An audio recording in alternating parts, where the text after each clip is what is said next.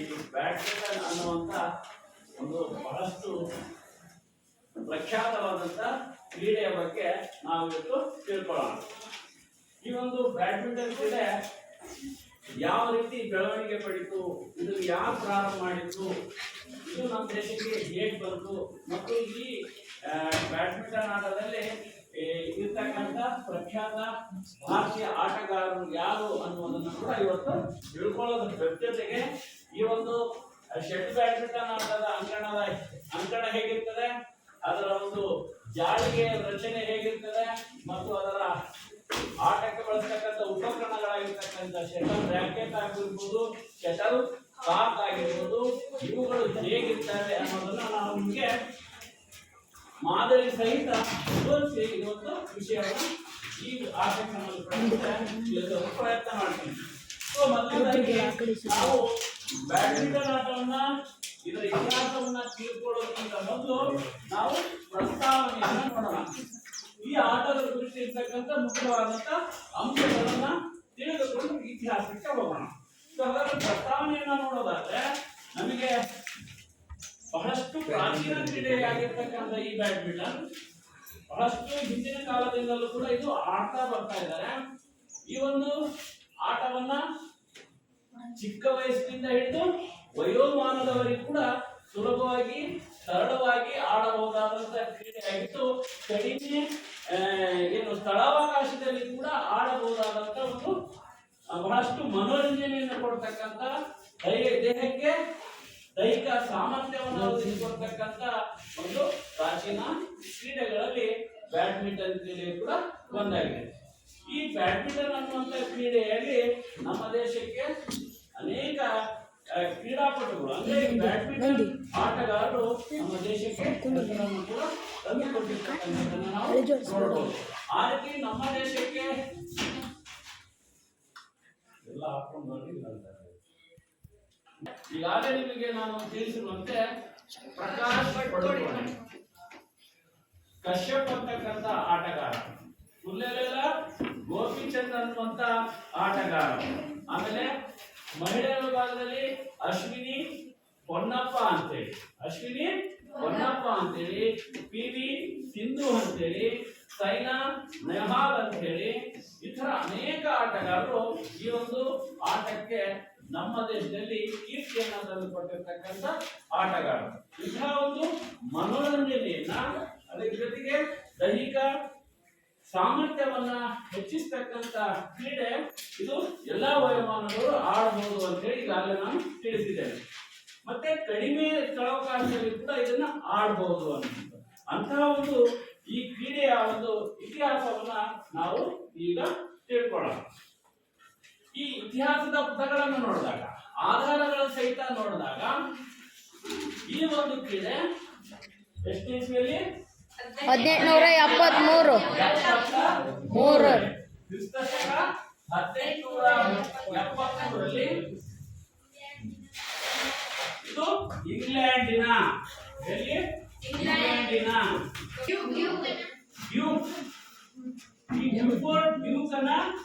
ಮನೆಯಲ್ಲಿ ಸಂತೋಷದ ಔತಣಕೂಟವನ್ನು ಏರ್ಪಡಿಸಿರ್ತಾನೆ. ಈ ಸಂತೋಷದ ಔತಣಕೂಟದಲ್ಲಿ ಬಂದಿರುವಂತ ಅತಿಥಿಗಳಿಗೆ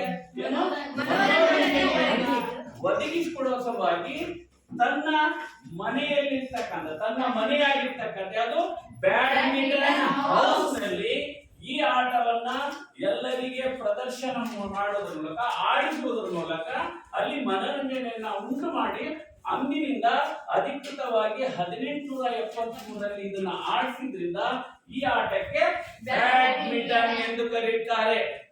ಬಿಫೋರ್ ಡ್ಯೂಕನ ಮನೆಯ ಹೆಸರು ಅದು ಏನಂತ, ಬ್ಯಾಡ್ಮಿಂಟನ್ ಹೌಸ್. ಆ ದೊಡ್ಡ ಹಾಲ್ ನಲ್ಲಿ ಔತಣಕೂಟದಲ್ಲಿ ಆಡಿಸಿದ್ರಿಂದ ಈ ಒಂದು ಆಟಕ್ಕೆ ಏನಂತ ಹೆಸರು ಬಂತು, ಬ್ಯಾಡ್ಮಿಂಟನ್ ಎಂದು ಕರೆಯುತ್ತಾರೆ.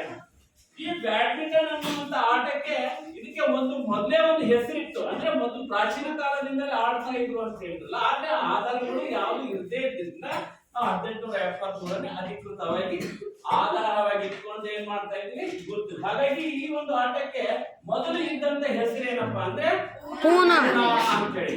ಈ ಆಟದ ಮೊದಲ ಹೆಸರೇನು? ಮಾಡ್ತಾ ಇದ್ರು. ಈ ಬ್ಯಾಡ್ಮಿಂಟನ್ ಹೌಸ್ನಲ್ಲಿ ಆಡಿದ್ದರಿಂದ ಈ ಆಟಕ್ಕೆ ಏನಂತ ಹೆಸರು ಬದಲಾಯಿತು? ಬ್ಯಾಡ್ಮಿಂಟನ್ ಎಂದು ಅಧಿಕೃತವಾಗಿ ಬದಲಾಯಿತು.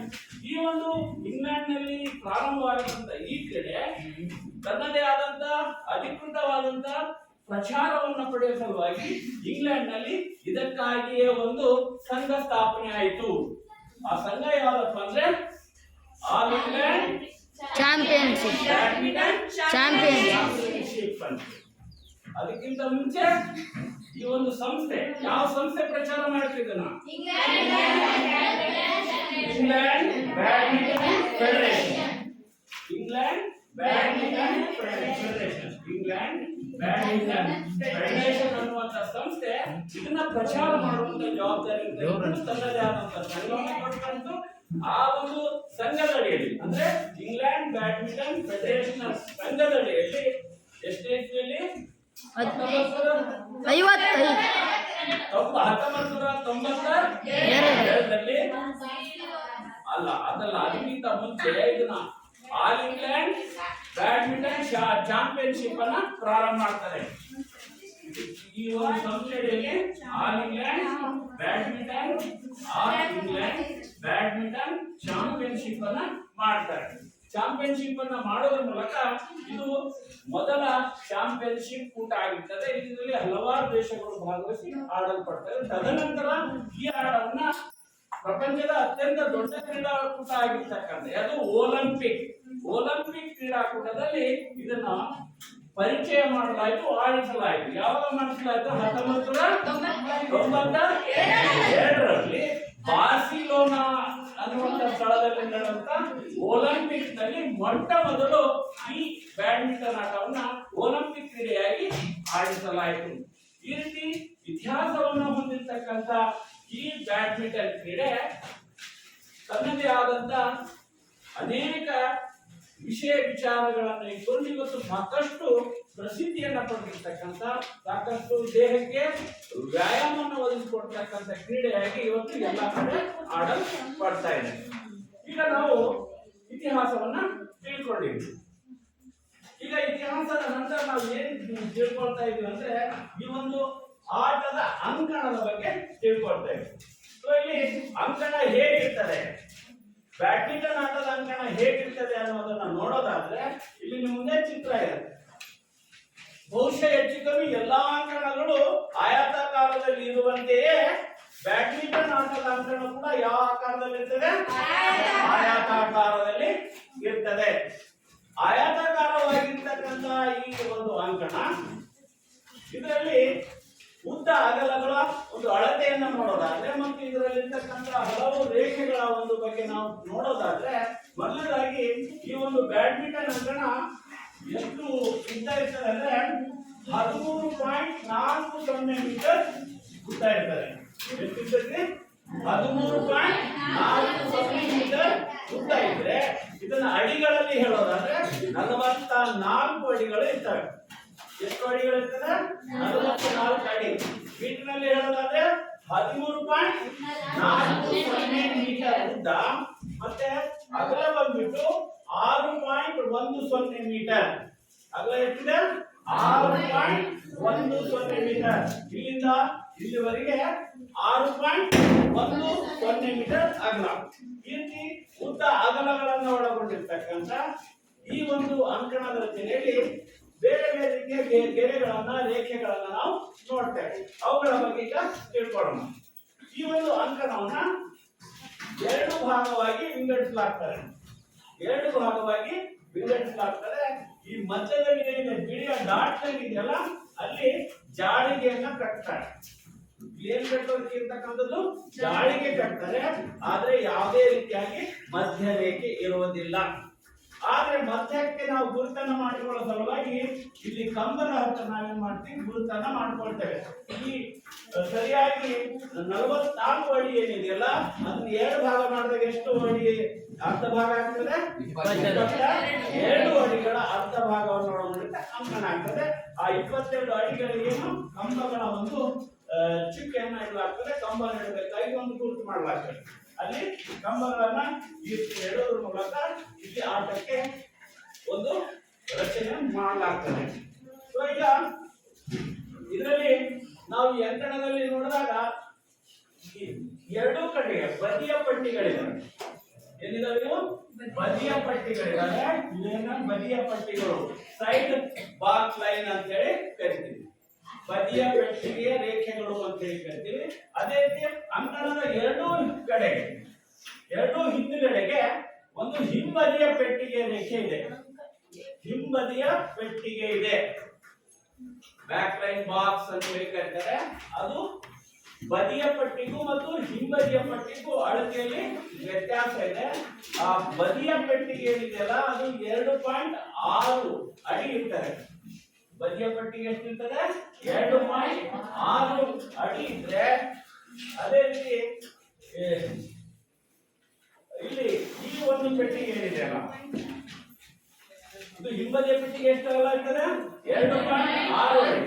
ಈ ಬದಿಯ ಪೆಟ್ಟಿಗೆ ಎಲ್ಲ 1.6 ಅಡಿ ಇರ್ತದೆ. 1.6 ಸೈಡ್ ಬಾಕ್ ಲೈನ್, ಬ್ಯಾಕ್ ಬಾಕ್ ಲೈನ್ ಎಷ್ಟೆಲ್ಲ ಇರ್ತದೆ? 2.6 ಫೀಟ್. ಹೌದಾ? ಈ ರೀತಿ ಇರ್ತಕ್ಕಂಥ ಆಯತಾಕಾರ ಅಂಕಣದಲ್ಲಿ ಮತ್ತೆ ಎರಡು ಒಳರೇಖೆಗಳನ್ನ ನೋಡ್ತೇವೆ. ಅಂಕಣವನ್ನ ಸರಿಯಾಗಿ ಮತ್ತೆ ವಿಭಜನೆ ಮಾಡ್ತಕ್ಕಂಥ ಎರಡು ರೇಖೆಗಳು ನೋಡ್ತೇವೆ. ಇಲ್ಲಿ ಕಡೆ ಎರಡು ಅಂಕಣದ ಎರಡು ಬದಿ. ಮೊದಲನೇದಾಗಿ ಈ ಒಂದು ರೇಖೆ ಎರಡು ಅಂಕಣವನ್ನ ವಿಭಜನೆ ಮಾಡ್ತದೆ. 20 ಅಡಿ ಇರ್ತಕ್ಕಂಥ ಒಂದು ಅಂಕಣವನ್ನ, ಅಗಲವಾಗಿರ್ತಕ್ಕಂಥವನ್ನ ಮಧ್ಯಕ್ಕೆ ಮಾಡಿದಾಗ ಎಷ್ಟು ಅಡಿ ಬರ್ತದೆ? 10 ಅಡಿ ಇರ್ತಕ್ಕಂಥ ಎರಡು ಪೆಟ್ಟಿಗೆಗಳನ್ನ ನಾವು ಮಧ್ಯವಾಗಿ ನೋಡ್ತೇವೆ. ಎಷ್ಟು ಇರ್ತದೆ? ಇಲ್ಲಿಗೆ 10 ಅಡಿ ಇರ್ತಾರೆ. ಸೊ ಇಲ್ಲಿ ಜಾಳಿಗೆ ಹತ್ರ ಒಂದು ರೇಖೆ ಇದೆ. ಜಾಳಿಗೆ ಹತ್ರ ರೇಖೆ ಇದೆಯಲ್ಲ, ಇದಕ್ಕೆ ಏನಂತಂದ್ರೆ ಶಾರ್ಟ್ ಸರ್ವಿಸ್ ಲೈನ್ ಅಂತ ಹೇಳಿ ಕರೀತಾರೆ. Short service line. ಜಾಳಿಗೆಯ ಎರಡೂ ಕಡೆ ಇರುವಂತಹ ರೇಖೆಗೆ ಏನೆಂದು ಕರೀತಾರೆ? Short service line. ಈ ಶಾರ್ಟ್ ಸರ್ವಿಸ್ ಲೈನ್ ಈ ಜಾಳಿಗೆಯ ಮಧ್ಯ ಬಿಂದುವಾಗಿ ಇಟ್ಕೊಂಡು ಇದರ ಅಗಲ ಎಷ್ಟಿರ್ತದೆ ಅಂದ್ರೆ 6.6 ಅಡಿ. ಇದು ಎಷ್ಟಿರ್ತದೆ? 6.6 ಅಡಿಯಲ್ಲಿ ಶಾರ್ಟ್ ಸರ್ವಿಸ್ ಲೈನ್ ರೇಖೆ ಇರ್ತದೆ. ಅದರ ಮಹತ್ವ ಏನು ಅಂತ ಹೇಳಿ ನಾವು ನಿಯಮಗಳಿಗೆ ಬಂದಾಗ ಅದ್ರ ಬಗ್ಗೆ ತಿಳ್ಕೊಳ್ಳೋಣ. ಸೊ ಈ ರೀತಿ ಇರ್ತಕ್ಕಂಥ 44 ಅಡಿ ಉದ್ದ, 20 ಅಡಿ ಅಗಲ ಇರ್ತಕ್ಕಂಥ ಈ ಆಯತಾಕಾರ ಅಂಕಣದಲ್ಲಿ ನಾವು ಸರಿಯಾಗಿ ಅಂಕಣವನ್ನು ಎರಡು ಭಾಗ ಮಾಡ್ತೇವೆ. 6.10 ಮೀಟರ್ ಅಥವಾ 20 ಅಡಿಗೆ ಅಗಲವಾಗಿ. ಇದರಲ್ಲಿ ಬದಿಯ ಪಟ್ಟಿಗಳಿರ್ತವೆ ಮತ್ತು ಅಂಕಣದ ಹಿಂಬದಿ ಪಟ್ಟಿಗಳನ್ನು ನೋಡ್ತೇವೆ. ಬದಿಯ ಪಟ್ಟಿಯ ಒಂದು ಅಗಲ ಬಂದ್ಬಿಟ್ಟು 1.6 ಅಡಿ ಫೀಟ್, 1.6 ಫೀಟ್. ಹಿಂಬದಿಯ ಪೆಟ್ಟಿಗೆಯ ಒಂದು ಅಗಲ ಎಷ್ಟಿರ್ತದೆ? 2.6 ಅಡಿ, 2 ಅಡಿ 6 ಇಂಚ್ ಇರ್ತದೆ ಅಂತ ಹೇಳಿ. ಸೊ ಈ ರೀತಿಯಾಗಿರ್ತಕ್ಕಂಥ ಅಂಕಣವನ್ನ ನಾವು ಬ್ಯಾಡ್ಮಿಂಟನ್ ಆಟಕ್ಕೆ ಬಳಸ್ತಕ್ಕಂಥದ್ದನ್ನ ನೋಡಬಹುದು. ಈಗ ನಾವು ಈ ರೀತಿ ಆಯತಾಕಾರ ಅಂಕಣದಲ್ಲಿ ಸರಿಯಾಗಿ ಮಧ್ಯದಲ್ಲಿ ನಾವು ಏನನ್ನ ರಚನೆ ಮಾಡ್ತೀವಿ? ಜಾಳಿಗೆ ಕಟ್ಟಲು ಕಂಬಗಳನ್ನ ನಾವು ಹಾಕಬೇಕಾಗಿದೆ. ಅಂಕಣದ ಸರಿಯಾದ ಮಧ್ಯಭಾಗದಲ್ಲಿ 44 ಅಡಿಗಳಿಗೆ ಮಧ್ಯಭಾಗದಲ್ಲಿ ಈ ಬದಿಯ ರೇಖೆಯ ಮೇಲೆ ಏನ್ ಮಾಡ್ತಾರೆ? ಎರಡು ಬಿಂದುಗಳನ್ನ ರಚನೆಯನ್ನು ಮಾಡಿಕೊಂಡು ಸರಿಯಾಗಿ ಮಧ್ಯಭಾಗದಲ್ಲಿ ಈ ತರ ಕಂಬಗಳನ್ನ ಹಾಕಿ ಈ ತರ ಜಾಳಿಗೆಯನ್ನ ಕಟ್ಟಲಾಗ್ತದೆ. ಈ ಜಾಳಿಗೆ ಮೇಲಿಂದ ಆಟ ಆಡಲಾಗ್ತದೆ. ಸೊ ಈಗ ಈ ಕಂಬಗಳ ಎತ್ತರ ಎಷ್ಟಿರ್ತದೆ, ಜಾಳಿಗೆಯ ಉದ್ದ ಎಷ್ಟಿರ್ತದೆ, ಜಾಳಿಗೆಯ ಅಗಲ ಎಷ್ಟಿರ್ತದೆ, ಆಟ ಆಡಲು ಎಷ್ಟು ಎತ್ತರಕ್ಕೆ ನಾವು ಕಟ್ಟಿಕೊಂಡು ಆಡಬೇಕು ಅನ್ನೋದು ಇದ್ರ ಬಗ್ಗೆ ನಾವು ಈಗ ತಿಳ್ಕೊಳ್ಳೋಣ. ಮೊದಲದಾಗಿ ಅಂಕಣದ ಸರಿಯಾದ ಮಧ್ಯಭಾಗದಲ್ಲಿ ಎರಡು ಕಂಬಗಳನ್ನ ಹಾಕಬೇಕು. ಈ ಎರಡು ಕಂಬಗಳ ಎತ್ತರ ಎಷ್ಟಿರ್ತದೆ ಅಂದ್ರೆ 1.55 ಮೀಟರ್ಗಳಿರುವ ಕಂಬಗಳು ಇಲ್ಲಿ ಹಾಕಲಾಗ್ತದೆ. ಇದು ಎಷ್ಟಿರ್ತದೆ? 1.55 ಮೀಟರ್ಗಳ ಎತ್ತರದಲ್ಲಿ ಏನನ್ನ ಹಾಕ್ತಾರೆ? ಕಂಬಗಳು ಯಾಕೆ ಹಾಕಬೇಕು? ಜಾಳಿಗೆಯನ್ನ ಕಟ್ಟಲು. ಜಾಳಿಗೆಯನ್ನ ಕಟ್ಟಲು ಎಷ್ಟು ಎತ್ತರ ಕಂಬ? ನೆಲದಿಂದ 1.55 ಎತ್ತರ ಇರ್ತಕ್ಕಂಥ ಕಂಬಗಳು. ಈ ಈ ತರ ಇದೆಯಲ್ಲ, ಇದು ಎರಡು ಕಡೆಗೆ ಅಂಕಣದ ಸರಿಯಾಗಿ ಎರಡು ಕಡೆಗೆ ಈ 1.55 ಮೀಟರ್ ಎತ್ತರದ ಕಂಬ. ಇದನ್ನ ಅಡಿಯಲ್ಲಿ ಹೇಳೋದಾದ್ರೆ 5 ಅಡಿ 1 ಇಂಚು, 5 ಅಡಿ 1 ಇಂಚು ಈ ಎತ್ತರ ಬರ್ತದೆ. ತದನಂತರ ಈ 1.55 ಅಡಿ ಎತ್ತರ ಇರುವ ಕಂಬಗಳಿಗೆ ಅಡ್ಡಲಾಗಿ ಏನ್ ಕಟ್ಟಲಾಗ್ತದೆ? ಜಾಳಿಗೆಯನ್ನ ಕಟ್ಟಲಾಗ್ತದೆ. ಈ ಅಡ್ಡಲಾಗಿ ಕಟ್ಟಲಾಗಿರ್ತಕ್ಕಂಥ ಜಾಳಿಗೆ ಎಷ್ಟು ಅಗಲ ಇರ್ತದೆ ಅಂದ್ರೆ 6.10 ಮೀಟರ್ ಇದರ ಒಂದು ವಿಸ್ತೀರ್ಣ ಎಷ್ಟಿರ್ತದೆ? 6.10. ಸರಿಯಾಗಿ ಅಂಕಣ ಎಷ್ಟಾಗಲ ಇರ್ತದೆ? ಅಷ್ಟೇ ಅಗಲ ಇರ್ತದೆ. ನೆಟ್ ಎಷ್ಟಾಗಲ ಇದೆ?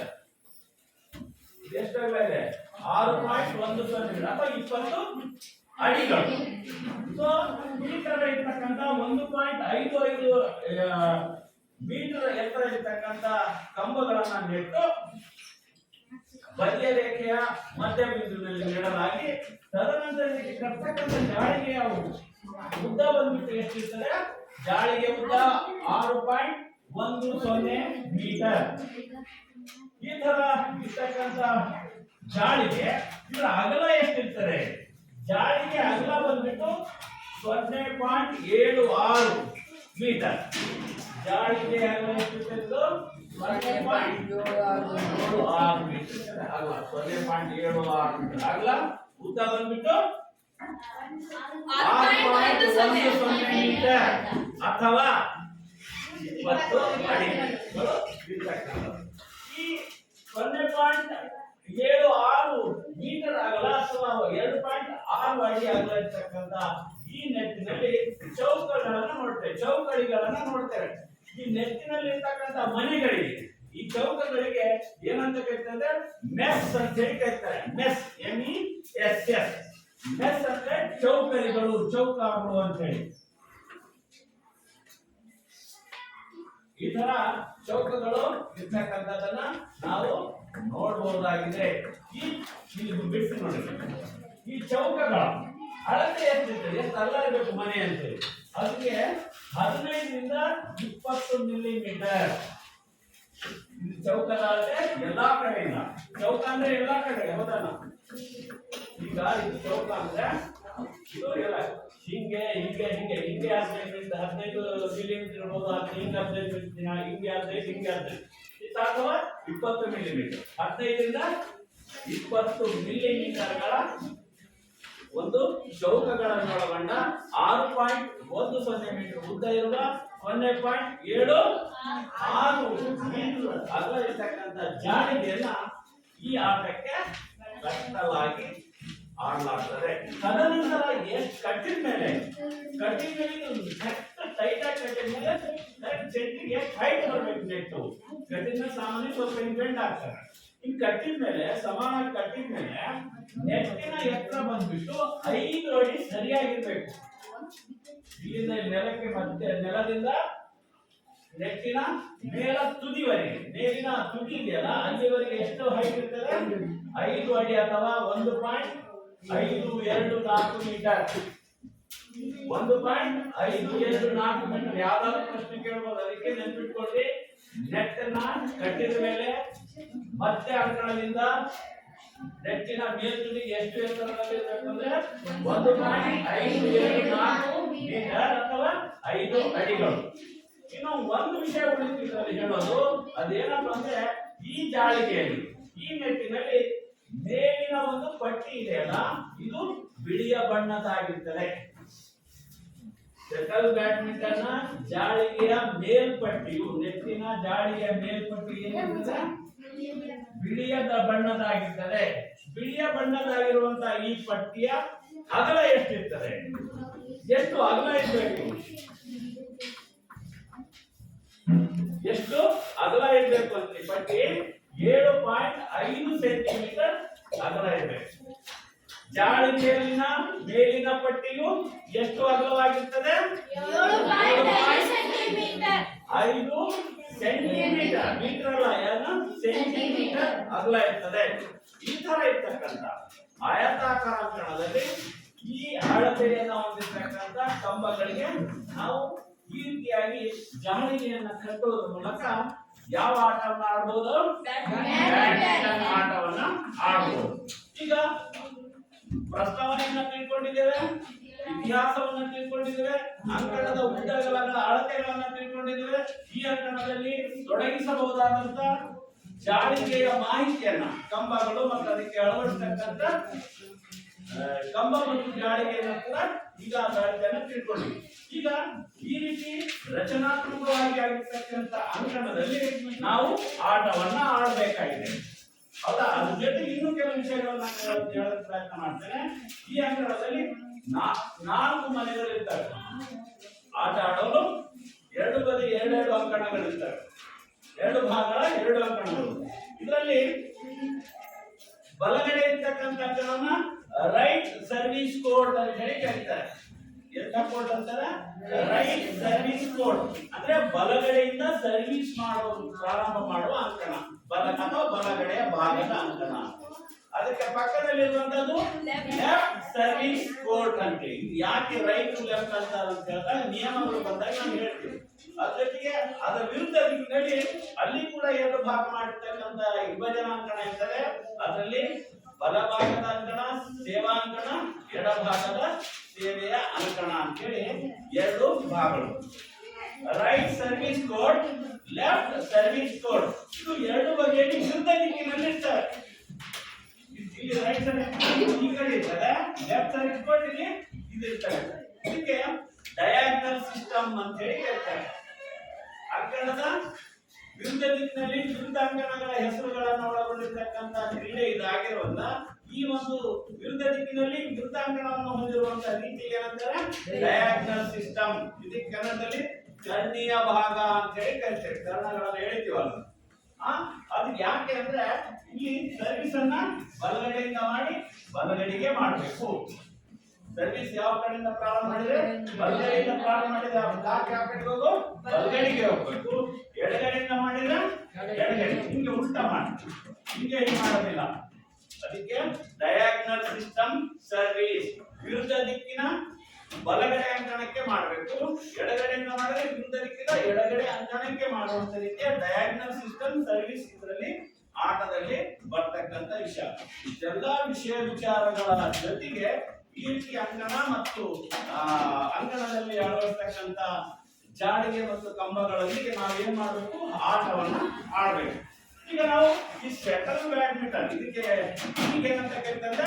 Shuttle badminton. ಶಟಲ್ ಕಾರ್ಕ್ ನೊಂದಿಗೆ ಆಡುವಂತ ಆಟವಾಗಿರುವುದಕ್ಕೆ ಶಟಲ್ ಬ್ಯಾಡ್ಮಿಂಟನ್ ಅಂತ ಕೂಡ ಈಗ ಪ್ರಚಾರದಲ್ಲಿ ಇರ್ತಕ್ಕಂಥದ್ದು.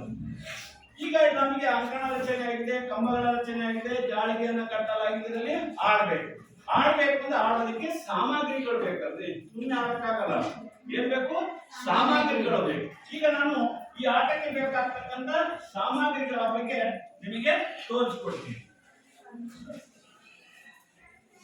ಈ ಒಂದು ಶಟಲ್ ಕಾರ್ಕ್ನ ಆಡೋದಕ್ಕೆ ಬಳಸ್ತಕ್ಕಂಥ ಪ್ರಮುಖ ಸಾಮಗ್ರಿಗಳು ಯಾವ್ಯಾವು ಅಂತಕ್ಕಂಥ.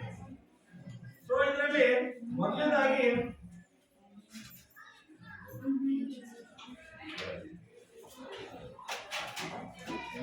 ಇದರಲ್ಲಿ ನಾನು ಶಟಲ್ ಬ್ಯಾಡ್ಮಿಂಟನ್ ಆಟಕ್ಕೆ 2 ಮುಖ್ಯವಾದಂತ ಸಾಮಗ್ರಿಗಳು ಈ ಆಟಕ್ಕೆ ಬೇಕು. ಎಷ್ಟು ಸಾಮಗ್ರಿಗಳು ಬೇಕು? 2 ಸಾಮಗ್ರಿಗಳು ಬೇಕು.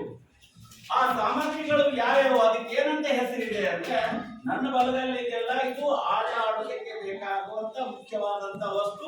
ಇದಕ್ಕೆ ರ್ಯಾಕೆಟ್ ಎಂದು ಕರೀತಾರೆ. ಏನಂತ ಕರೀತಾರೆ? ರ್ಯಾಕೆಟ್. ರಾಕೆಟ್ ಅಲ್ಲ, ಇದು ರ್ಯಾಕೆಟ್. ಏನಂತಾರೆ? ರ್ಯಾಕೆಟ್. ಆಮೇಲೆ ಈ ರ್ಯಾಕೆಟ್ ಜೊತೆಗೆ ಆಟ ಆಡಲು ಒಂದು ವಸ್ತು ಬೇಕು, ಒಂದು ಸಾಮಗ್ರಿ. ಆ ವಸ್ತು ಕಾರ್ಕ್, ಶಟಲ್ ಕಾರ್ಕ್. ಇದು ಕನ್ನಡದಲ್ಲಿ ಗುಚ್ಚ ಅಂತ ಹೇಳಿ ಕರೀತಾರೆ. ತುಕ್ಕದ ಕಾರ್ಕ್, ಇದಕ್ಕೆ ಹೇಳ್ತಾರ ಕಾರ್ಕ್ ಅಂತ ಹೇಳಿ ಕರೀತಾರೆ. ಹೀಗಾಗಿ ರ್ಯಾಕೆಟ್ ಮತ್ತು ಕಾರ್ಕ್ ನೊಂದಿಗೆ ಆಡುವ ಆಟಕ್ಕೆ ಏನಂತ ಶಟಲ್ ಬ್ಯಾಡ್ಮಿಂಟನ್ ಎಂದು ಕರೆಯುತ್ತಾರೆ.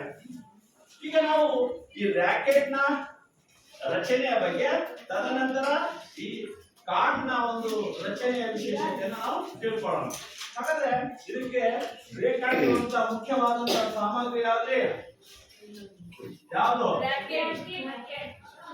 ಒಂದು ರ್ಯಾಕೆಟ್, ಇನ್ನೊಂದು ಕಾಕ್ ಅಂದ್ರೆ ಸಾಕು.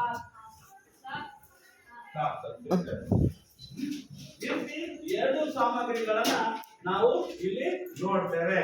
ಈಗ ಮೊದಲನೇದಾಗಿ ನಾವು ಇದರ ಪರಿಚಯವನ್ನ ಮಾಡಿಕೊಳ್ಳೋಣ. ಬ್ಯಾಡ್ಮಿಂಟನ್ ಆಟದಲ್ಲಿ ಬಳಸುವಂತ ಮುಖ್ಯವಾದಂತಹ ಸಾಮಗ್ರಿಗಳಲ್ಲಿ ಮೊದಲನೇದು ಯಾವುದು? ರ್ಯಾಕೆಟ್. ರ್ಯಾಕೆಟ್ ಅಂತ ಹೇಳಿ ಕರಿತೀವಿ. ನೀವು ಬ್ಯಾಟ್ ಅಂತ ಬ್ಯಾಟ್ ಅನ್ಬಾರ್ದು, ಏನನ್ಬೇಕು? ರ್ಯಾಕೆಟ್ ಅಂತಾನೆ ಕರಿಬೇಕು. ಈ ರ್ಯಾಕೆಟ್ ನ ವಿಶೇಷತೆಯನ್ನ ನಾವು ನೋಡೋದಾದ್ರೆ, ಬ್ಯಾಡ್ಮಿಂಟನ್ ಬಳಸತಕ್ಕಂತ ಈ ರ್ಯಾಕೆಟ್ ನಲ್ಲಿ ನಾವು ಎರಡು ಭಾಗಗಳನ್ನ ನೋಡ್ತೇವೆ. ಒಂದು ಮೇಲಿನ ದುಂಡಾದ ರಚನೆಯ ಭಾಗ, ಇನ್ನೊಂದು ಹಿಡಿಕೆಯಿಂದ ಒಳಗೊಂಡ ತೆಳುವಾದ ಪಟ್ಟಿಯ ಭಾಗ. ಇದು ರ್ಯಾಕೆಟ್ ನ ತಲೆಯ ಭಾಗ ಅಂತ ಹೇಳಿ ಕರೀತಾರೆ, ಹೌದಾ? ಆಮೇಲೆ ಇದನ್ನ ಹಿಡಿಕೆಯ ಭಾಗ, ಇದನ್ನ ಹಿಡಿದುಕೊಳ್ಳಲು ಸಹಾಯವಾಗಿರ್ತಕ್ಕಂಥ ಒಂದು ಪಟ್ಟಿಯ ಭಾಗ ಅಂತ ಹೇಳಿ ಇದನ್ನ ಕರೀತಾರೆ. ಸೊ ಈಗ ರಾಕೆಟ್ ನ ಒಟ್ಟು ಉದ್ದ ಎಷ್ಟಿದೆ? 68 ಸೆಂಟಿಮೀಟರ್ ಇರ್ತದೆ. ಎಷ್ಟಿರ್ತದೆ? ಇಲ್ಲಿಂದ ಇಲ್ಲಿಗೆ ಎಷ್ಟಿರ್ತದೆ? 68 ಸೆಂಟಿಮೀಟರ್. ಇಲ್ಲಿ 68 ಸೆಂಟಿಮೀಟರ್ ಇರ್ತಕ್ಕಂಥ ರಾಕೆಟ್ ನಲ್ಲಿ ತಲೆಯ ಉದ್ದ ಭಾಗ ಬಂದ್ಬಿಟ್ಟು 29 ಸೆಂಟಿಮೀಟರ್ ಇರ್ತದೆ. ತಲೆಯ ಉದ್ದ ಭಾಗ 29 ಸೆಂಟಿಮೀಟರ್ ಒಳಗೊಂಡಿರ್ತಕ್ಕಂಥ ಅಂಡಾಕೃತಿ ರಚನೆ, ಗೋಲಾಕೃತಿ ಇರಲ್ಲ ಇದು. ಗೋಲ ಆಯ್ತಾ? ಅಂಡಾಕೃತಿ, ಅಂಡಾಕೃತಿ ತತ್ತಿಯ ಆಕಾರದಲ್ಲಿ ಇರುವಂತ ಒಂದು ಆಟದ ಮೂಲ ಸಾಮಗ್ರಿ ಆಗಿರ್ತಕ್ಕಂಥ ರ್ಯಾಕೆಟ್ ಅನ್ನ ಬಳಸ್ತೀವಿ. ಇದರ ಅಗಲ ಬಂದ್ಬಿಟ್ಟು ಇಲ್ಲಿಂದ ಇಲ್ಲಿಗೆ ಇದರ ಅಗಲ 23 ಸೆಂಟಿಮೀಟರ್. ಇದರ ಅಗಲ ಇಲ್ಲಿಂದ ಇಲ್ಲಿಗೆ ಎಷ್ಟಿರ್ತದೆ? 23 ಸೆಂಟಿಮೀಟರ್. ಇಲ್ಲಿಂದ ಇಲ್ಲಿಗೆ 29 ಸೆಂಟಿಮೀಟರ್.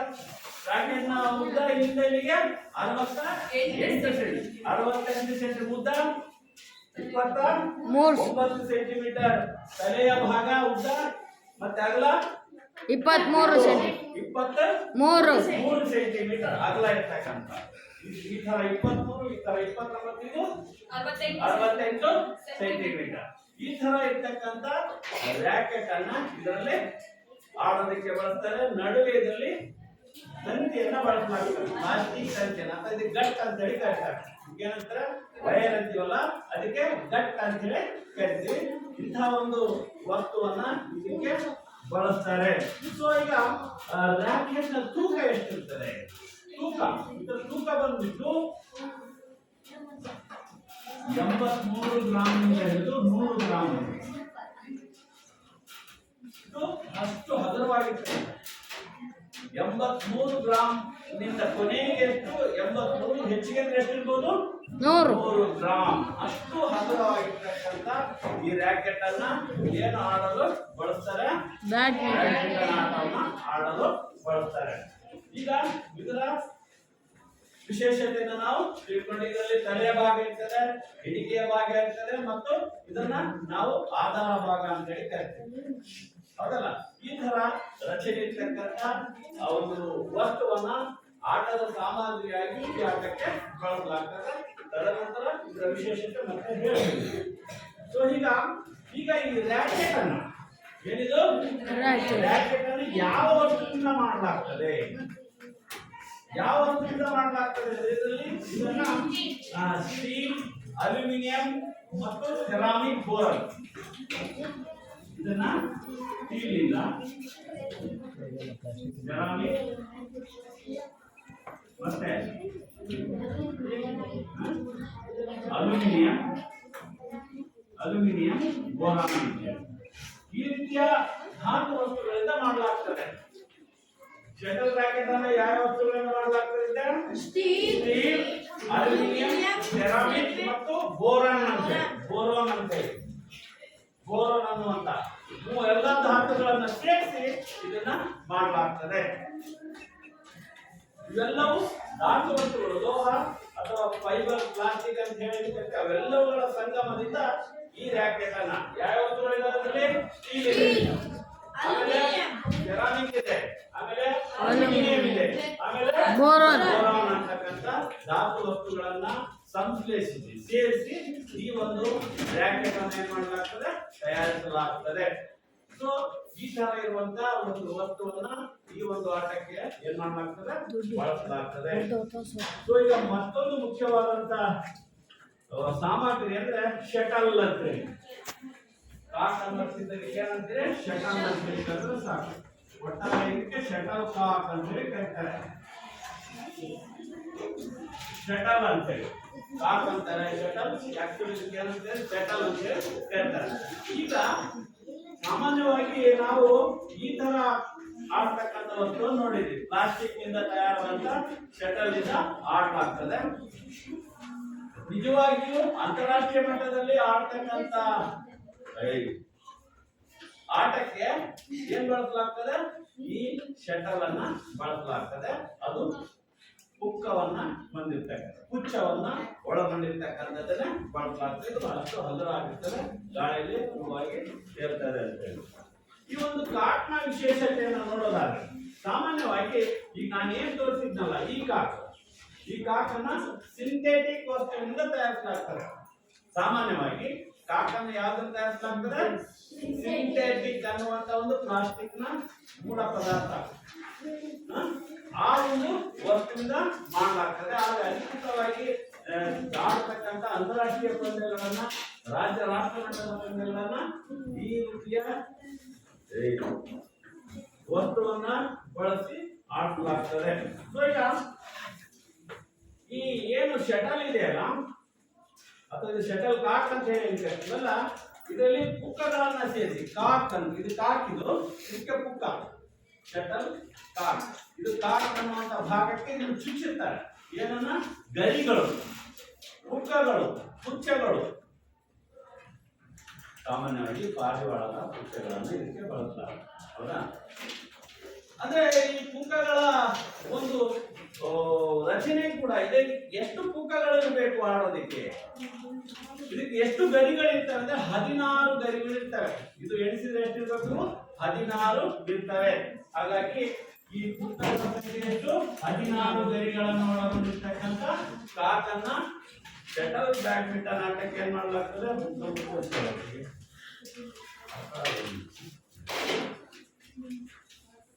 16 ಗರಿಗಳು ಇರಬೇಕು. ಗರಿ ಅಂದ್ರೆ ಗೊತ್ತಲ್ಲ, ಇದು ಒಂದೊಂದು ಪುಕ್ಕ ಎಷ್ಟು? 14 ಪುಕ್ಕಗಳನ್ನು ಗರಿಯಾಗಿ ಕೂಡಿಸಿ ಅದನ್ನ ಕಟ್ ಮಾಡಿ ಒಂದು ಶೇಪ್ ಮಾಡಿ ಈ ತರ ಆಕೃತಿ ರಚನೆಯನ್ನ ಮಾಡಿ ಇದಕ್ಕೆ ಬಳಸಲಾಗ್ತದೆ. ಇದರ ಒಂದು ವಿಶೇಷತೆ ನೋಡೋದಾದ್ರೆ ಇದಕ್ಕೆ ಬೇಸ್ ಅಂತ ಹೇಳಿ ಕರೀತಾರೆ. ಕೆಳಗಡೆ ತಳಭಾಗ ಅಂತೇಳಿ, ಮೇಲಿಂದ ಪುಕ್ಕದ ಭಾಗ ಅಂತೇಳಿ 2 ಭಾಗ ಮಾಡಲಾಗ್ತದೆ. ಬೇಸ್ ಅಂದ್ರೆ ತಳಭಾಗ ಮತ್ತು ಅದಕ್ಕೆ ಚುಚ್ಚಲ್ಪಟ್ಟಂತ ಪುಕ್ಕಗಳ ರಚನೆ ಅಂತ ಹೇಳಿ. ಪುಕ್ಕಗಳಿಗೆ, ಗರಿಗಳಿಗೆ ಇಂಗ್ಲಿಷ್ ನಲ್ಲಿ ಏನಂತಾರೆ? ಪುಕ್ಕಗಳಿಗೆ, ಗರಿಗಳಿಗೆ ಏನಂತಾರೆ? ಹಲೋ, ಏನಂತಾರ? ಫೆದರ್ಸ್. ಏನ್ರಿ? ಫೆದರ್ಸ್. ಫೆದರ್ಸ್. ಫೆದರ್ ಅಂತ ಹೇಳಿ ಕರೀತಾರೆ. ಗರಿಗಳಿಗೆ ಅಂತ feather. So how many feather it has? ಎಷ್ಟು ಗರಿಗಳನ್ನು ಹೊಂದಿರ್ತದೆ? 16. 16. There are 16 feathers in shuttlecock. 16 ಗರಿಗಳನ್ನ ಕಾಕಿಗೆ ತಳಭಾಗಕ್ಕೆ ಚುಚ್ಚಿದನ್ನ ತಯಾರು ಮಾಡಲಾಗ್ತದೆ. ಈ ರೀತಿ ಇರ್ತಕ್ಕಂಥ ಗರಿಗಳಿಗೆ ಇದನ್ನ ರಚನೆ ಮಾಡಿದಾದ್ಮೇಲೆ ಇದರ ಒಂದು ಅಳತೆ ಎಷ್ಟಿರ್ತದೆ? ಕೆಳಭಾಗದಿಂದ ತಳಭಾಗದಿಂದ ಮೇಲ್ತುದಿಯವರೆಗೆ ಇದರ ಅಳತೆಯನ್ನ ನೋಡೋದಾದ್ರೆ ಇದರಲ್ಲಿ 62 ಮಿಲಿಮೀಟರ್ ಇಂದ 72 ಮಿಲಿಮೀಟರ್, 62 ರಿಂದ 70 ಮಿಲಿಮೀಟರ್ ಇದರ ಒಂದು ಅಳತೆ. 62 ರಿಂದ 70 ಮಿಲಿಮೀಟರ್ ಎತ್ತರವನ್ನ ಹೊಂದಿರಬೇಕು. ತಳಭಾಗದಿಂದ ಎಷ್ಟು ಮಿಲಿಮೀಟರ್ ಇರ್ತದೆ? 62 ರಿಂದ 70 ಮಿಲಿಮೀಟರ್ ಅಳತೆ ಇರ್ತದೆ. ಗರಿಗಳ ತುದಿಯಲ್ಲಿ ವ್ಯಾಸ ಇದೆಯಲ್ಲ, ಗರಿಗಳ ತುದಿ ವ್ಯಾಸ ಉದ್ದ ಬರ್ತದಲ್ಲ, ಇದು ತನ್ನದೇ ಆದಂತ ವ್ಯಾಸವನ್ನು ಹೊಂದಿರ್ತದೆ. ಇದು 58 ಮಿಲಿಮೀಟರ್ ವ್ಯಾಸ ಇರ್ತದೆ. ವ್ಯಾಸ ಬಂದ್ಬಿಟ್ಟು ಎಷ್ಟು? 8 ಮಿಲಿಮೀಟರ್. ಮಿಲಿಮೀಟರ್ ವ್ಯಾಸ. ಮೇಲೆ ಇದು ಚುಚ್ಚಿನ ಮೇಲೆ ಎಷ್ಟು ಅಗಲ ಆಗಿರ್ಬೇಕು? 58 ಮಿಲಿಮೀಟರ್ ಇಂದ ಹಿಡಿದು 68 ಮಿಲಿಮೀಟರ್ ವರೆಗೆ ಕೂಡ ಇರಬಹುದು. 58 ಕೊನೆಗೆ ಅಂತಿಮ ನೋಡೋದಾದ್ರೆ 58 ಮಿಲಿಮೀಟರ್ ಇಂದ 68 ಮಿಲಿಮೀಟರ್ ವ್ಯಾಸವನ್ನು ಹೊಂದಿರತಕ್ಕಂತ ಗರಿಗಳನ್ನು ಒಳಗೊಂಡಿರ್ತಕ್ಕಂಥ ರಚನೆಯನ್ನು ನಾವು ನೋಡ್ತೇವೆ. ಆಮೇಲೆ ಕೆಳಭಾಗದಲ್ಲಿ ಸುತ್ತಳತೆ, ಕಾಟಿನ ಸುತ್ತಳತೆ ಬಂದ್ಬಿಟ್ಟು 28 ಮಿಲಿಮೀಟರ್. ಸುತ್ತಳತೆ ಎಷ್ಟಿರ್ತದೆ? 28. ಇದರ ಸುತ್ತಳತೆ ಎಷ್ಟು? 28 ಮಿಲಿಮೀಟರ್. ಕಾಟಿನ ತಳಭಾಗದ ಸುತ್ತಳತೆ ಎಷ್ಟಿರ್ತದೆ? 28 ಮಿಲಿಮೀಟರ್. 25ರಿಂದ 28 ಮಿಲಿಮೀಟರ್ ಸುತ್ತಳತೆ ಇರ್ತಕ್ಕಂಥ ಈ ಶಟಲ್ಕಾಕ್ನಲ್ಲಿ ನಾವು ತೂಕಕ್ಕೆ ಹಾಕಿದಾಗ ಇದನ್ನ ತಕ್ಕಡಿಯಲ್ಲಿ ಹಾಕಿ ತೂಗಿ ನೋಡಿದಾಗ ಇದು ತೂಕ ಎಷ್ಟು ಬರಬೇಕು ಅಂದ್ರೆ 4.74 ಗ್ರಾಮ್ ಇಂದ ಹಿಡಿದು 4.74 ಗ್ರಾಮ್ ಏನೆಲ್ಲ 4.74 ಗ್ರಾಮ್ ಇಂದ ಹಿಡಿದು ಕೊನೆಗೆ 5.50 ಗ್ರಾಮ್ ವರೆಗೆ ಇರಬಹುದು. 5.50 ಗ್ರಾಮ್ ಈ ತರ ಇರ್ತಕ್ಕಂಥ ಶಟಲ್ ಕಾಕ್ ಅನ್ನ ಈ ಆಟಕ್ಕೆ ಬಳಸಲಾಗ್ತದೆ. ಈಗ ಇನ್ನೊಂದು ತಿಳ್ಕೊಳ್ಳೋಣ, ಈ ಶಟಲ್ ಕಾಕ್ ಯಾವ ವಸ್ತುವಿಂದ ಮಾಡಲಾಗುತ್ತದೆ? ಎನ್ನುವಂತ ವಸ್ತುವಿನಿಂದ ಮಾಡಲಾಗುತ್ತದೆ. ಇದರಲ್ಲಿ ಎಷ್ಟು ಗರಿಗಳಿರ್ತವೆ? 16 ಗರಿಗಳಿರ್ತವೆ. ಈ ಗರಿಗಳಿಗೆ ಇಂಗ್ಲಿಷ್ ನಲ್ಲಿ ಏನಂತಾರೆ? Feathers. ಹೇಳ್ತಾರೆ. ಇದು ಕಾಕ್ನ ಬೇಸ್ವರೆಗೆ ಎಷ್ಟು ಮಿಲಿಮೀಟರ್ ಎತ್ತರ ಇರ್ತದೆ? 60ರಿಂದ 50 ಮಿಲಿಮೀಟರ್. ಇಲ್ಲಿಂದ ಇಲ್ಲಿವರೆಗೆ 65ರಿಂದ 70 ಮಿಲಿಮೀಟರ್. ಇದರ ವ್ಯಾಸ ಎಷ್ಟಿರ್ತದೆ? ಮಿಲಿಮೀಟರ್. ಮಿಲಿಮೀಟರ್ ವ್ಯಾಸ ಇರ್ತಕ್ಕಂಥದ್ದು. ಇದಕ್ಕೆ ತೂಕ ಹಾಕಿದಾಗ ಎಷ್ಟು ತೂಕ ಇರಬೇಕು? 4.74 ಗ್ರಾಮ್ ಇಂದ ಹಿಡಿದು 5.0 ಗ್ರಾಮ್ ವರೆಗೆ. ಗ್ರಾಮ್ ವರೆಗೆ ಈ ಒಂದು ಆಟದಲ್ಲಿ ನಾವು ಬಳಸತಕ್ಕಂಥ ಕಾಟಿನ ತೂಕ ಇದಾಗಿರ್ತದೆ.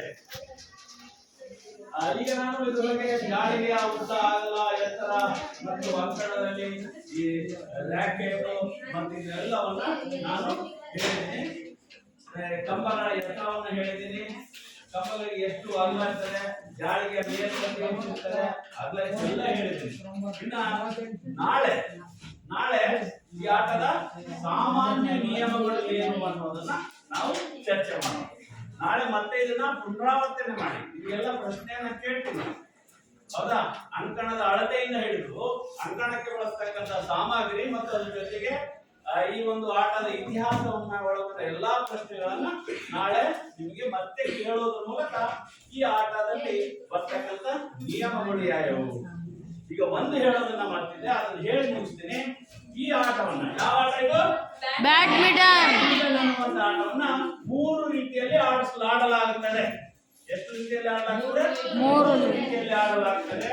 ಆ 3 ರೀತಿಯ ವಿಧಾನಗಳು ಯಾವ್ಯಾವು ಅಂದ್ರೆ,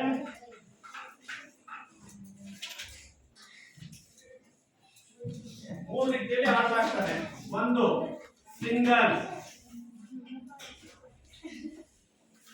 ಸಿಂಗಲ್, ಎರಡು ಡಬಲ್ ಮತ್ತು ಮೂರನೇದಾಗಿ ಮಿಕ್ಸ್ ಡಬಲ್ಸ್ ಅಂತ ಹೇಳಿ. Mix double. ಹೀಗಾಗಿ ಈ ಶಟಲ್ ಬ್ಯಾಡ್ಮಿಂಟನ್ ಆಟವನ್ನ ಎಷ್ಟು ರೀತಿಯಲ್ಲಿ ಆಡಿಸಬಹುದು? 3 ರೀತಿಯಲ್ಲಿ ಆಡಬಹುದು. 3 ರೀತಿಯಲ್ಲಿ ಸ್ಪರ್ಧೆಯನ್ನ ಮಾಡ್ತಾರೆ. ಅದು ಯಾರು? ಒಂದನೇದು ಯಾವುದು? ಸಿಂಗಲ್ಸ್. ಎರಡನೇದು ಡಬಲ್ಸ್. ಮೂರನೇದು mix doubles. Singles, doubles, mix doubles. Singles ಅಂದ್ರೆ ಒಂದು ಅಂಕಣದಲ್ಲಿ ಒಬ್ಬೊಬ್ಬರು ನಿಂತ್ಕೊಂಡು ಆಡ್ತಕ್ಕಂಥದ್ದಕ್ಕೆ ಸಿಂಗಲ್ಸ್ ಅಂತ ಹೇಳಿ ಕರೀತಾರೆ. ಅದೇ ಒಂದು ಅಂಕಣದಲ್ಲಿ ಇಬ್ರು ನಿಂತ್ಕೊಂಡು ಆಡ್ತಾ ಇರೋದಕ್ಕೆ ಅಂತಾರೆ ಡಬಲ್ಸ್. ಈಗ ಸಿಂಗಲ್ಸ್ ಅಂದ್ರೆ ಒಂದು ಅಂಕಣದಲ್ಲಿ ಎಷ್ಟು ಜನ ಇರ್ತಾರೆ? ಒಬ್ರು. ಎದುರಾಳಿಗೆ ಒಬ್ಬನು ಇರ್ತಾನೆ, ಈ ಕಡೆ ಒಬ್ಬೊಬ್ಬರೇ ಆಡಿದ್ರೆ ಎದುರು ಬದಲಕ್ಕೆ ಸಿಂಗಲ್ಸ್ ಅಂತ. ಅಂಕಣದ ಒಂದು ಕಡೆ ಇಬ್ಬಿಬ್ಬರಂತೆ ಆಡಿದ್ರೆ ಡಬಲ್ಸ್ ಅಂತ. ಇನ್ನು ಉಳಿದಿರೋದು ಮಿಕ್ಸ್ ಡಬಲ್. ಮಿಕ್ಸ್ ಅಂತ ಏನ್ರಿ? ಕೂಡಿಕೊಂಡು. ಕೂಡಿಕೊಂಡು. ಯಾರು ಕೂಡ್ಕೋಬೇಕು? ಇಬ್ಬರು. ಯಾರು ಕೂಡ್ಕೋಬೇಕು? ಈಗ ಆಲ್ರೆಡಿ ಕೂಡಿದಾರಲ್ಲ, ಡಬಲ್ಸ್ ಕೂಡಿದಾರಲ್ಲ. ಈ ಪ್ರಶ್ನೆ ನಿಮ್ಗೆ ಬಂದಿರಬಹುದು. ಮಿಕ್ಸ್ ಡಬಲ್ಸ್ ಅಂತ ಏನಿರ್ಬೋದು? ಮಿಕ್ಸ್ ಅಂದ್ರೆ ಬೇರೆ ಬೇರೆ ಕೂಡ್ಬೇಕು. ಒಂದು ಹೆಣ್ಣು ಒಂದು ಗಂಡು, ಒಂದು ಪುರುಷ ಅಂತ ಒಂದು ಮಹಿಳೆ. ಒಂದು ಹುಡುಗಿ ಇದ್ರೆ ಇನ್ನೊಬ್ರು ಯಾರಿರ್ಬೇಕು? ಹುಡುಗ ಇರ್ತಾರೆ. ಒಬ್ಬ ಪುರುಷ ಇದ್ರೆ ಒಬ್ರು ಮಹಿಳೆ ಇರ್ತಾರೆ. ಅದೇ ಈ ಕಡೆ ಅಂಕಣದಲ್ಲಿ ಒಬ್ರು ಪುರುಷ ಒಬ್ರು ಮಹಿಳೆ. ಇಲ್ಲಿ ಸಿಂಗಲ್ಸ್ ಹುಡುಗಿನೇ ಇರ್ಬೋದು, ಡಬಲ್ಸ್ ಹುಡುಗರೇ ಇರ್ತಾರೆ ಅಥವಾ ಹುಡುಗಿಯರೇ ಇರ್ತಾರೆ. ಆದ್ರೆ ಮಿಕ್ಸ್ ಡಬಲ್ಸ್ ನಲ್ಲಿ ಒಂದು ತಂಡದಲ್ಲಿ ಆಡುವಂತ ಆಟಗಾರರು ಒಂದು ಹುಡುಗಿ ಆಗಿದ್ರೆ ಒಂದು ಹುಡುಗ, ಒಬ್ಬ ಪುರುಷನಿದ್ರೆ ಒಬ್ಬ ಮಹಿಳೆ ಇರ್ತಾರೆ. ಹೀಗಾಗಿ ಪುರುಷ ಮಹಿಳೆ ಅಥವಾ ಹುಡುಗ ಹುಡುಗಿ ಒಂದು ಅಂಕಣದಲ್ಲಿ ಇಟ್ಕೊಂಡು ಎದುರಾಳಿ ತಂಡದಲ್ಲಿ ಆಡ್ತಕ್ಕಂಥ ಆಟಕ್ಕೆ ಏನಂತ ಕರೀತಾರೆ? ಮಿಕ್ಸ್ ಡಬಲ್ಸ್ ಎಂದು ಕರೀತಾರೆ. ಈ ರೀತಿಯಾಗಿ ಆಡುವಂತ ಆಟಗಳ ಪ್ರಕಾರ ನೋಡೋದಾದ್ರೆ ಈ ಆಟವನ್ನ ಸಿಂಗಲ್ಸ್, ಡಬಲ್ಸ್ ಮತ್ತೆ ಮಿಕ್ಸ್ ಡಬಲ್ಸ್ ಎನ್ನುವಂತ 3 ವಿಧಾನದಲ್ಲಿ ಆಡಲಾಗ್ತದೆ. ಈ ಒಂದು ಮೂಲಾಂಶಗಳನ್ನ ತಿಳಿದುಕೊಳ್ಳೋ ಜೊತೆಗೆ ನಾಳೆ ನಾವು ಈ ಆಟವನ್ನ ಹೇಗೆ ಪ್ರಾರಂಭ ಮಾಡಬೇಕು, ಯಾವ ಅಂಕಗಳಿರ್ತವೆ, ಯಾವುದು ತಪ್ಪು, ಯಾವುದು ಸರಿ, ಯಾವ ಇದರಲ್ಲಿ ದಂಡವನ್ನ ವಿಧಿಸಲಾಗ್ತದೆ, ಟೈಮ್ ಔಟ್ ಯಾವ ತರ ತಗೊಳ್ತಾರೆ, ಎಷ್ಟೆಷ್ಟು ಕಾಲಾವಕಾಶದಲ್ಲಿ ಟೈಮ್ ಔಟ್ ತಗೊಳ್ತಾರೆ, ಅಂತಿಮವಾಗಿ ವಿಜೇತ ತಂಡ ಅಂತೇಳಿ ಯಾವ ರೀತಿ ಘೋಷಣೆ ಮಾಡಲಾಗ್ತದೆ, ಎಲ್ಲವುಗಳ ಬಗ್ಗೆ ನಾಳೆ ನಾವು ನಿಯಮಗಳ ಬಗ್ಗೆ ಚರ್ಚೆ ಮಾಡುವಾಗ ಇದನ್ನೆಲ್ಲ ಪುನರಾವಲೋಕನ ಮಾಡಿಕೊಳ್ತಾ ನಾವು ಸಾಮಾನ್ಯ ನಿಯಮಗಳ ಬಗ್ಗೆ ನಾಳೆ ತಿಳ್ಕೊಳ್ಳೋಣ. ಈಗ ನಿಮಗೆ ಏನಾದರೂ ಡೌಟ್ ಇದ್ರೆ ಕೇಳಬಹುದು. ಓಕೆ, ನಾಳೆ ಎಲ್ಲವನ್ನ ನೋಡ್ಕೊಂಡು ಬರಬೇಕು. ಪ್ರಶ್ನೆ ಕೇಳಲಾಗ್ತಾರೆ, ಉತ್ತರನ ಕೇಳಬಹುದು.